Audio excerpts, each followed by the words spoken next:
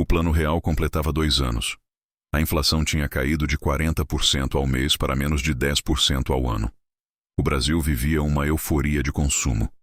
Depois de décadas de instabilidade, de planos econômicos fracassados, de moedas que mudavam de nome toda hora, de preços que subiam de manhã para tarde, finalmente parecia que o país tinha achado o prumo.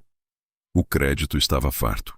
Os juros, embora ainda altos para padrões internacionais, pareciam controláveis para quem tinha terra e produção.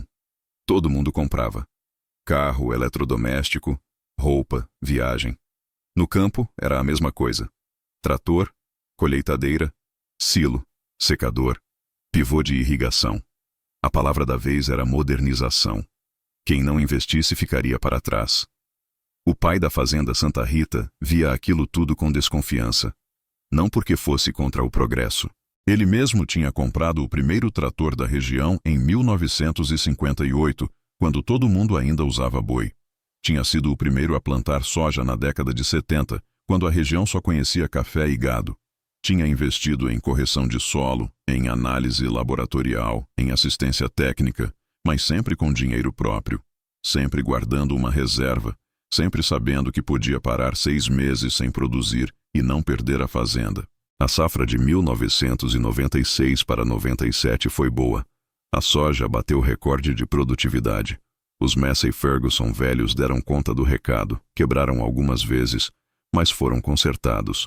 O filho fez as contas e mostrou para o pai quanto teriam economizado de combustível e de manutenção se tivessem os John Deere novos. O pai olhou os números e não disse nada. Apenas guardou o dinheiro da safra. Pagou os custos, separou a reserva de capital de giro para a próxima safra, colocou o resto na conta da fazenda. Dinheiro parado, sem render nada além dos juros da poupança. Em 1997, começaram a aparecer os primeiros sinais de que alguma coisa não ia bem. A Ásia entrou em crise. Tailândia, Indonésia, Coreia do Sul. Economias que pareciam invencíveis começaram a quebrar. Parecia coisa distante, do outro lado do mundo, que não ia afetar o Brasil. Mas afetou. O dólar começou a subir. Os investidores estrangeiros começaram a tirar dinheiro do país. O governo elevou a taxa de juros para segurar o câmbio. De 15% ao ano, os juros subiram para 25%, depois para 30%, depois para 45% ao ano. O crédito que estava farto começou a minguar. As parcelas que pareciam tranquilas começaram a pesar no bolso.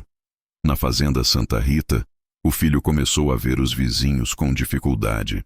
Um deles, que tinha comprado 3 colheitadeiras novas no ano anterior, começou a atrasar as prestações.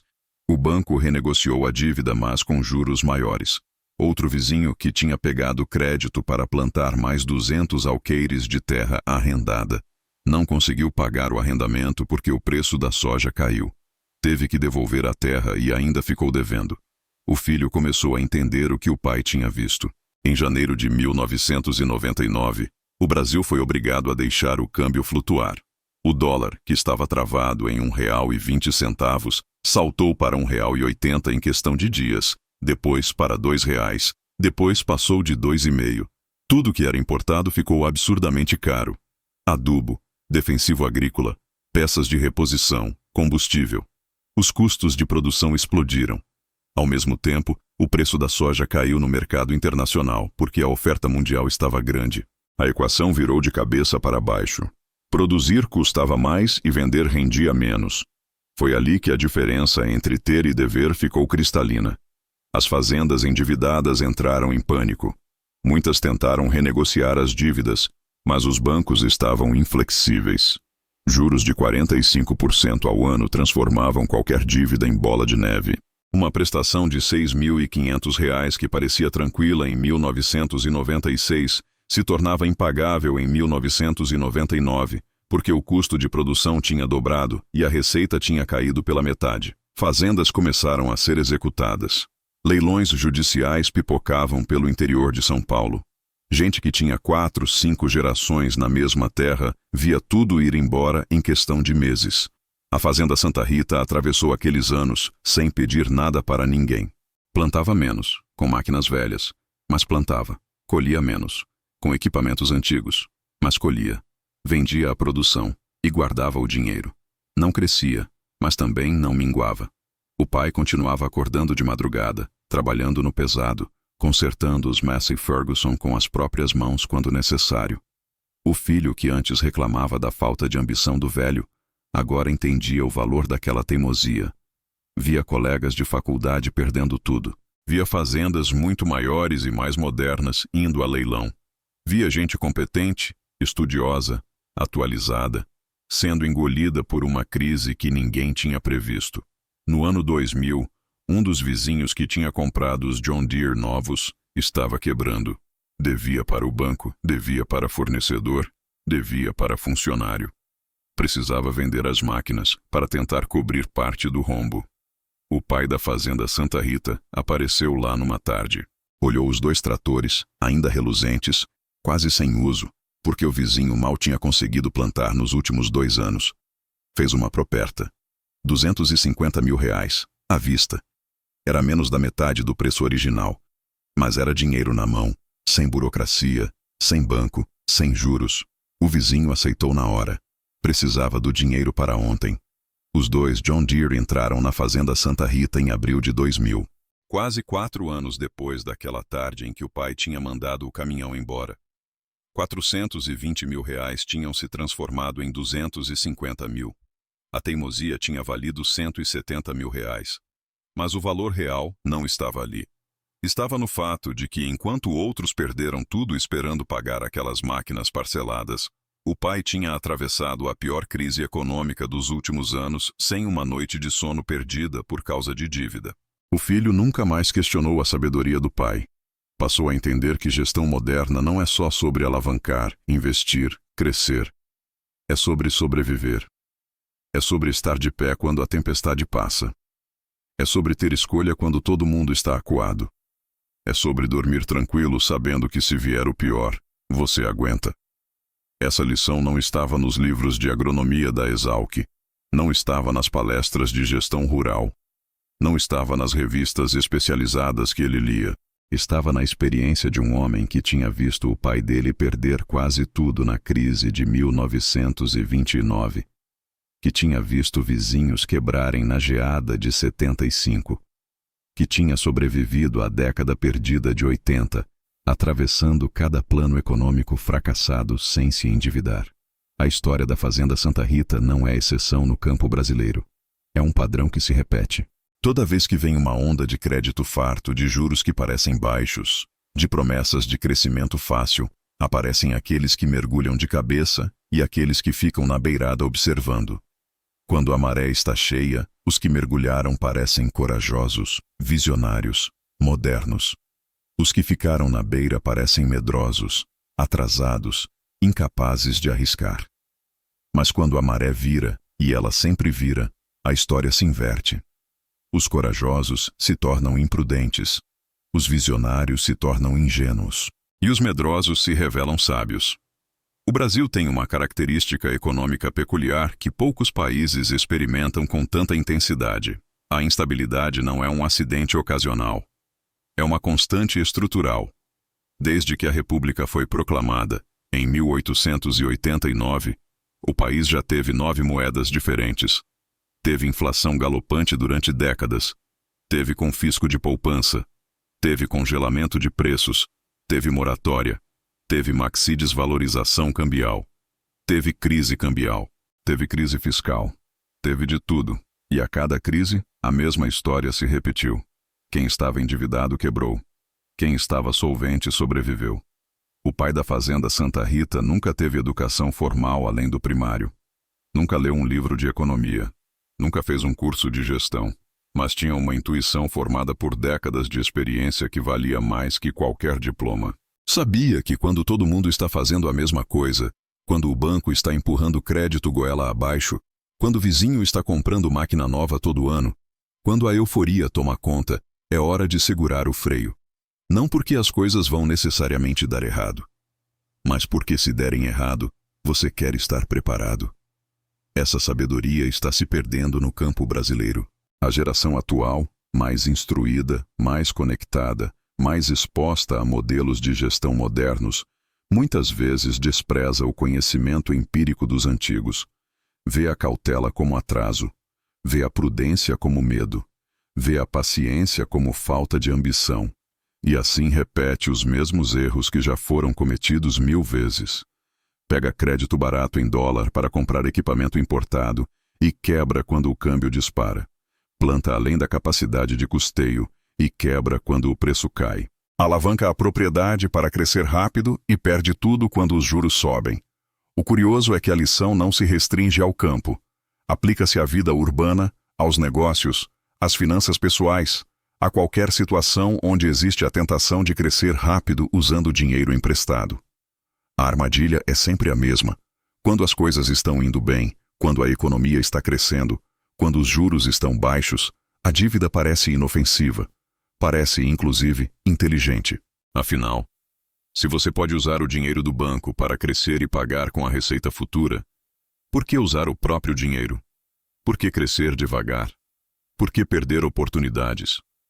A resposta está em entender que o futuro não é uma linha reta. É uma montanha-russa. E quando você está endividado, você perde o controle sobre o próprio destino. Passa a depender de coisas que não controla.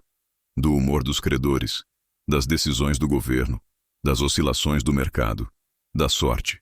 E quando essas coisas conspiram contra você, e em algum momento vão conspirar, você não tem saída. Tem que vender o que não quer. Tem que aceitar condições que não aceitaria. Tem que engolir humilhações. Tem que, às vezes, perder tudo. O pai da fazenda Santa Rita morreu em 2007, aos 83 anos. Morreu na mesma cama onde tinha nascido, na mesma casa que o pai dele construiu, na mesma terra que o avô dele desbravou. Morreu sem dever um centavo para ninguém. Deixou a fazenda para o filho, que hoje tem 66 anos e administra a propriedade com os mesmos princípios que aprendeu naquela tarde de 1996, quando o caminhão com os 2 John Deere foi embora carregado. A fazenda hoje é diferente.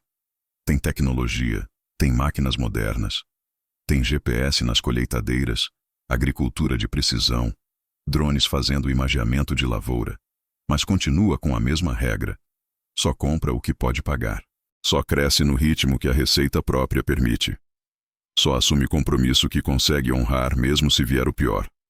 É uma fazenda menor que muitas ao redor. Produz menos. Fatura menos. Mas está lá, firme, atravessando crises, atravessando governos, atravessando décadas. Entre 2008 e 2009, quando a crise financeira global estourou, várias fazendas da região quebraram de novo.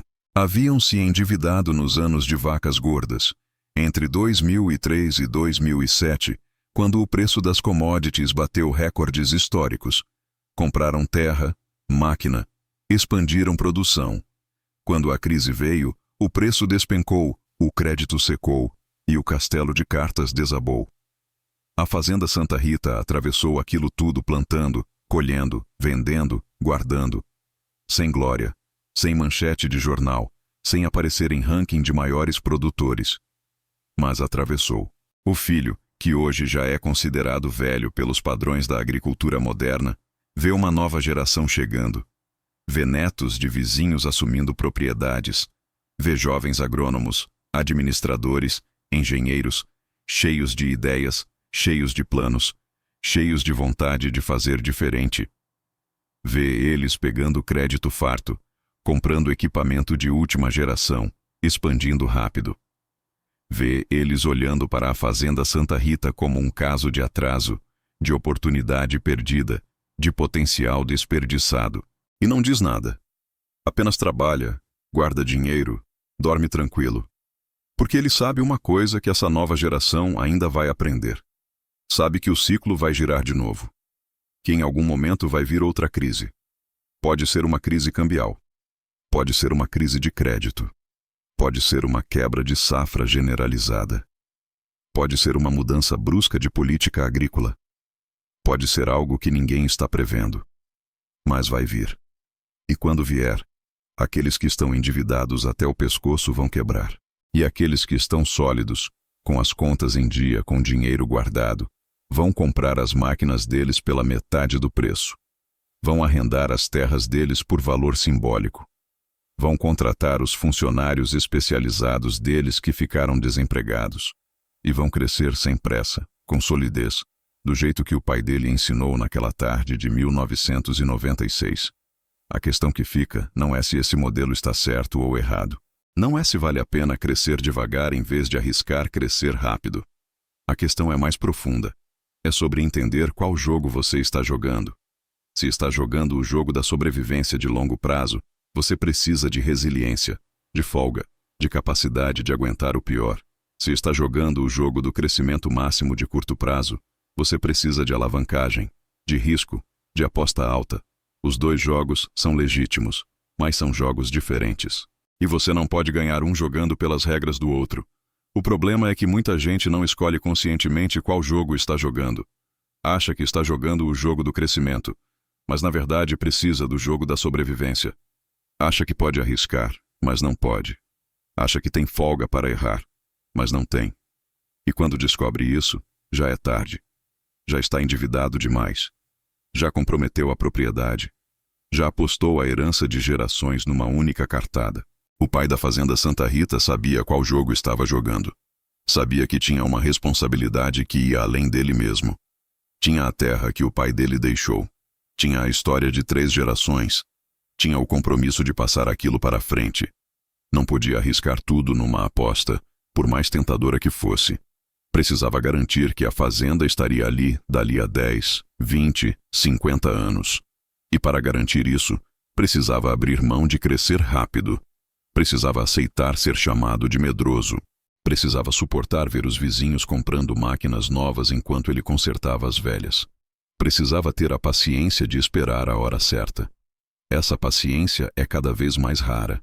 Vivemos numa cultura de imediatismo, de crescimento rápido, de resultados instantâneos. Seja no campo, seja na cidade, seja nos negócios, seja nas finanças pessoais, todo mundo quer crescer agora. Todo mundo quer ter agora. Todo mundo quer ser grande agora.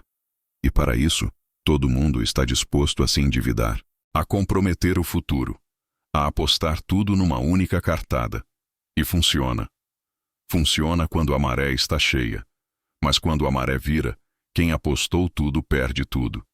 A história da Fazenda Santa Rita é uma história sobre tempo, sobre ter tempo, sobre dar tempo ao tempo, sobre entender que tem coisas que não podem ser apressadas, que crescimento sólido é lento, que construção duradoura exige paciência, que segurança demanda cautela e que, no longo prazo, quem está de pé é quem vence.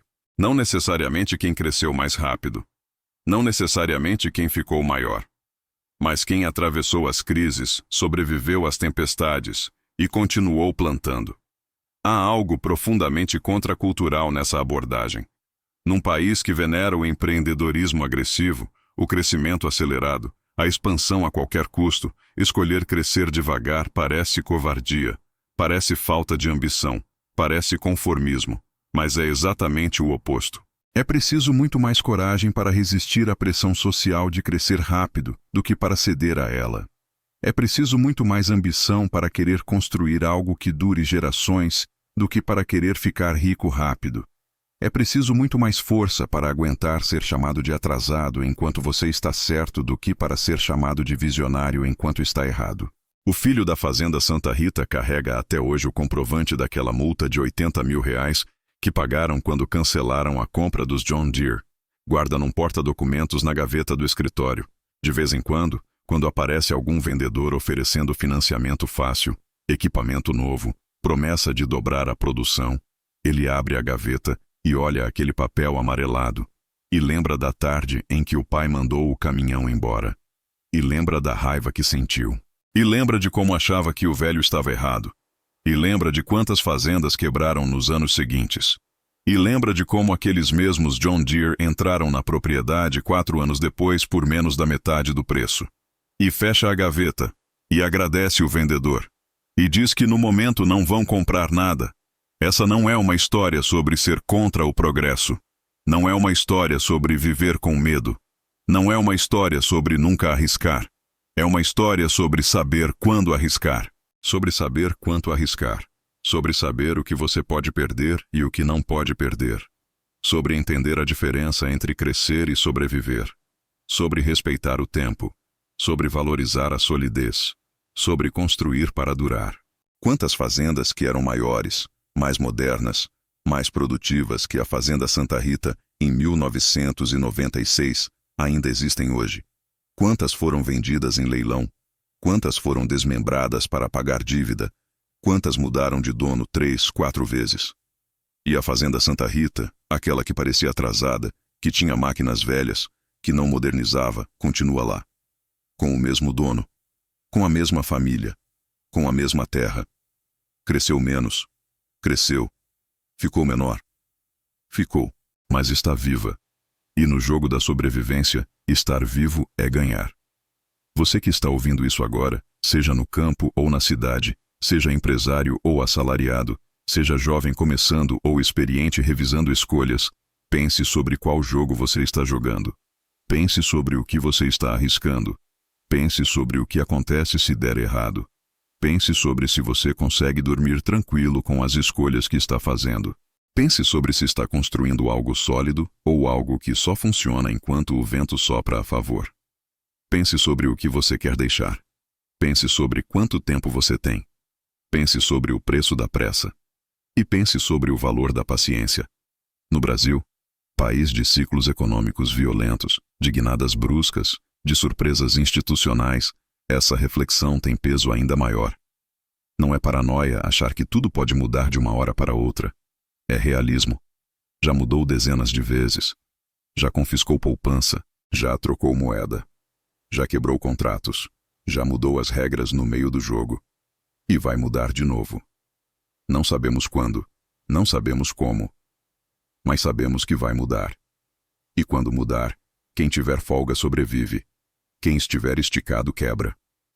A lição da Fazenda Santa Rita não é exclusiva do campo. É universal. Aplica-se a qualquer um que precise tomar decisões com impacto de longo prazo.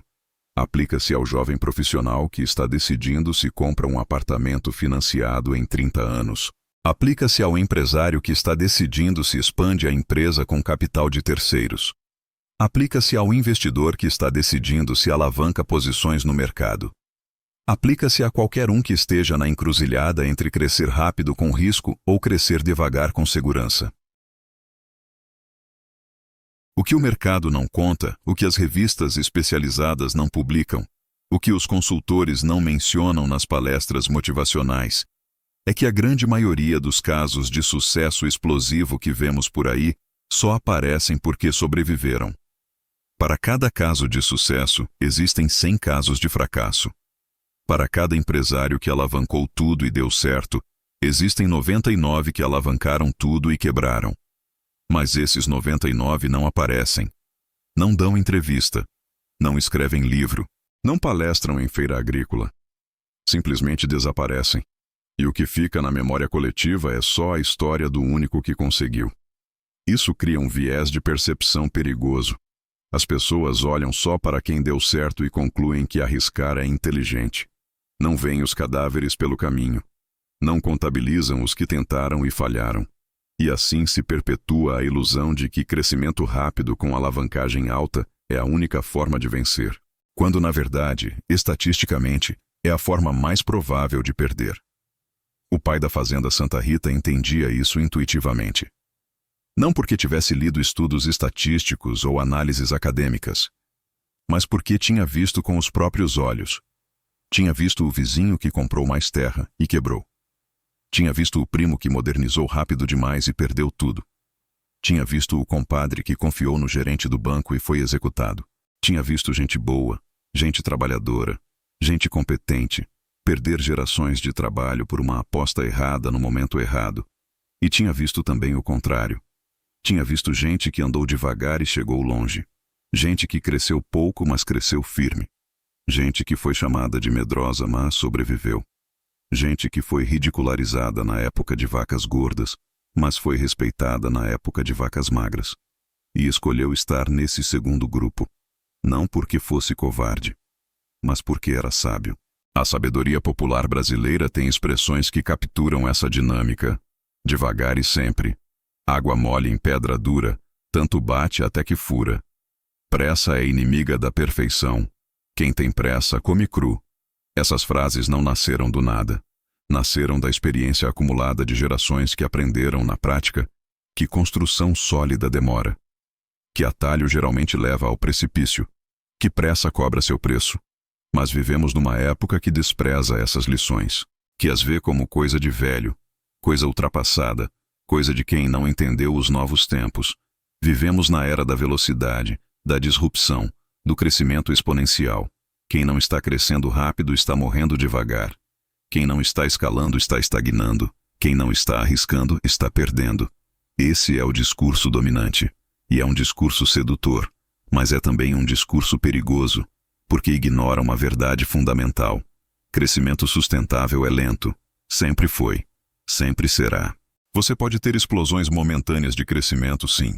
Mas se esse crescimento não está assentado em bases sólidas, em fundações firmes, em reservas suficientes para aguentar o impacto, ele não se sustenta. Desaba na primeira ventania. E no Brasil, ventania não falta. O filho da fazenda Santa Rita aprendeu isso da pior forma. Aprendeu vendo colegas de faculdade perderem tudo. Aprendeu vendo vizinhos indo a leilão. Aprendeu vendo gente que ele admirava, gente que ele achava mais inteligente que o pai dele, sendo engolida pelas circunstâncias. E aprendeu que inteligência sem prudência é perigosa, que conhecimento técnico sem sabedoria prática é insuficiente, que diploma sem experiência pode ser enganoso. Hoje, quando olha para trás, ele agradece pela teimosia do pai. Agradece por ter sido impedido de cometer o erro que teria custado a fazenda. Agradece por ter aprendido a lição sem pagar o preço inteiro. Porque pagou os 80 mil da multa, mas não pagou os 420 mil do contrato. Não passou anos pressionado por prestação. Não teve que vender terra para pagar dívida. Não teve que demitir funcionário antigo para fechar as contas. Não teve que dormir acordado pensando em execução judicial. E transmite essa lição para os filhos dele, para os netos, para quem quer ouvir. Não como quem prega, mas como quem testemunha. Conta a história daquela tarde de 1996. Conta sobre os tratores que foram embora. Conta sobre a raiva que sentiu. Conta sobre como achava que o pai estava errado. E conta sobre como o tempo mostrou que o pai estava certo. E deixa cada um tirar suas próprias conclusões. Porque essa não é uma lição que se ensina. É uma lição que se aprende. Cada um no seu tempo. Cada um do seu jeito. Alguns aprendem cedo, observando os outros. Outros aprendem tarde, quebrando a cara. E outros nunca aprendem. Passam a vida inteira acreditando que dívida é ferramenta, que alavancagem é esperteza, que crescimento rápido é competência, até o dia em que a conta chega. E quando chega, chega pesada. A grande questão que fica dessa história toda é sobre legado, sobre o que você quer deixar. O pai da fazenda Santa Rita poderia ter deixado uma fazenda maior. Poderia ter deixado mais terra, mais máquinas, mais produção. Se tivesse arriscado mais. Se tivesse aproveitado as oportunidades que apareceram. Se tivesse confiado no crescimento. Mas escolheu deixar outra coisa. Deixou uma fazenda sólida. Uma fazenda sem dívida. Uma fazenda que sobreviveu a tudo. E deixou uma lição. Sobre paciência, sobre prudência, sobre tempo. Essa lição vale mais que os alqueires que poderiam ter sido comprados. Vale mais que as máquinas que poderiam ter sido adquiridas. Vale mais que a produção que poderia ter sido expandida. Porque alqueires podem ser perdidos. Máquinas podem ser executadas. Produção pode ser interrompida, mas a lição fica. Atravessa gerações. Mantém a família na terra. Garante que o trabalho de 4 gerações não se perca numa aposta mal calculada. E talvez seja isso que separa quem constrói para durar de quem constrói para impressionar. Quem constrói para durar pensa em séculos. Quem constrói para impressionar pensa em anos.